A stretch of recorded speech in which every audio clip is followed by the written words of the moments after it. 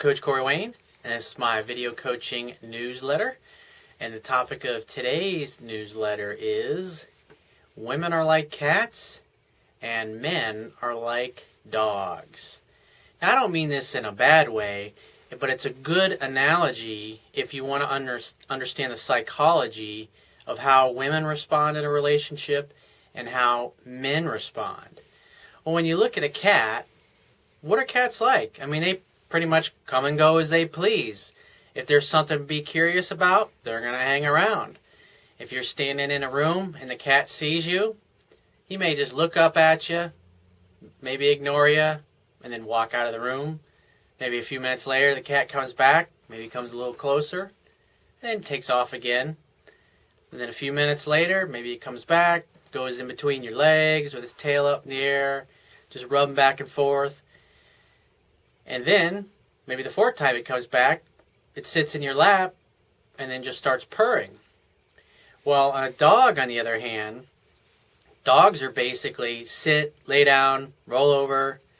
They tend to take commands. But cats, you try to tell a cat what to do, the cat looks at you like, are you fucking serious, dude? I'm a cat. I'm going to come and go as I please.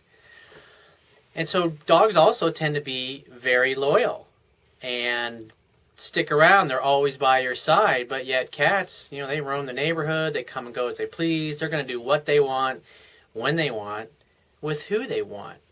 And so if you're trying to create sexual attraction with a woman, like the biggest mistake that I used to make years ago when I was dating women that I liked, I'd get one, two, maybe a third date if the girl really, really, really liked me. Like if her interest level was at 80% when I first met her, maybe by the third date it'd be, at the end of it, it would obviously go below 50% because then I would never hear from her again and she'd stop returning my calls.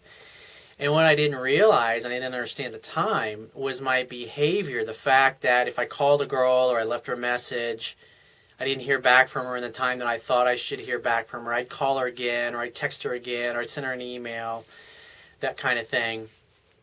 And all it would do was cause her to run away.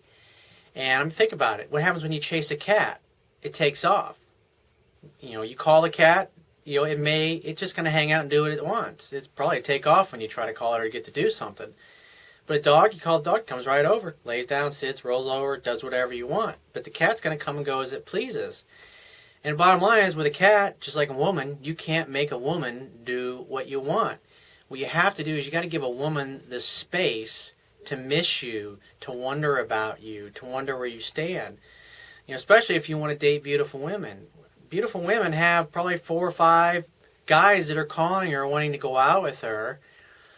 And women are always going to fall for the men whose feelings are a little vague, a little unclear. They don't seem to pursue or chase as much.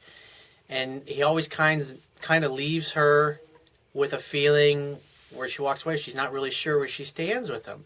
And so what happens when she's away from a guy like that? She wonders about him, she thinks about him. She tells all of her girlfriends what's going on with this guy. Why isn't he calling me? Why he doesn't seem to be chasing me these hard? And of course their phone's getting blown up by all these other needy guys. But she doesn't care about the needy guys because she knows that she can pick up the phone and they'd be at her door in 10 minutes. They'd be at her beck and call, basically. Because the problem is that when a guy acts weak and needy, well, like I used to do, basically, instinctively, women know that guys who are weak and needy, who can't hold out and wait and be patient until she contacts her, those kind of guys turn into stalkers and they turn into abusive boyfriends. And obviously, that's going to scare the crap out of a woman and cause her to not feel safe or comfortable around that guy. And so when a woman doesn't feel safe or comfortable, she's going to back away.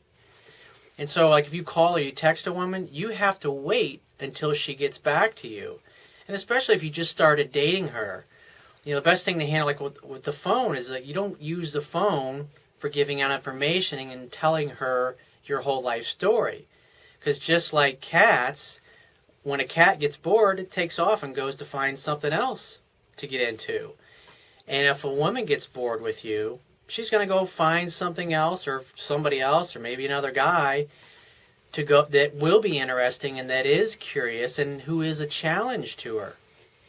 And so if she gets bored, if she gets too used to you, she's going to walk away. And so it's always best to be mysterious. And women love to discover things about you slowly over time. And so instead of volunteering all of your life's information over the telephone, it's just like if you've been in sales before, you know that the phone is for setting appointments and you do the selling in person. Well, it's the same thing with a date. You want to be face to face because you can't see her eyes or her body language or know how she's reacting to you. So it's always better to do it in person. And you remain mysterious. Women like guys that are mysterious, that are a challenge. Let her ask you questions about you because you want to know these things. You want to make sure she asks you questions about you. Why? That communicates that she's actually interested in who you are. And so what I teach is spend 70-80% of the time making sure, like for phone calls and texting, make sure that she's doing 70-80% of the texting and the calling. And when you're on a date, you set a definite date and then you get off the phone. And if she wants to know something about you, then you're happy to tell her. But don't volunteer everything. Like when you're on the date, make sure that she's doing 70-80% of the talking by simply asking questions. Be interested in who she is as a woman. If you really like this girl, you're going to be fascinated with her and want to know everything about her.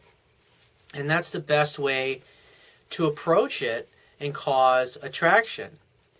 So if you appreciate the value of the information in this video, you can show your appreciation by clicking on the Wibbia toolbar at the bottom of your screen if you're watching this video on my website, and click the PayPal donate button and donate any amount that you feel is equal to the value of the information you received in the video. It could be $1, $5, $10. It's totally up to you. At the very least, please share this page with all your friends and family by also on the Wibbia toolbar at the bottom of your screen. There's all the different social network sharing buttons there. You can share it with all your friends and family. If you have a question that you want to ask me or a topic that you'd like me to cover in a future video newsletter, click the Contact Me tab on the left-hand side of your screen and send me 3 to 4 paragraphs detailing your situation. Tell me what you're doing, what you're saying, the women that you're interacting with. Tell me what they're doing and what they're saying so I can get a clear picture of what's actually going on and give me several days to get back to you so I can give you a detailed response and some useful information. And if you'd like to book a paid phone coaching session with me personally so I can help you with a specific situation of yours, then click the Products tab, which is at the top of your screen, and just follow the instructions for booking a paid phone coaching session with me. And I will talk to you soon.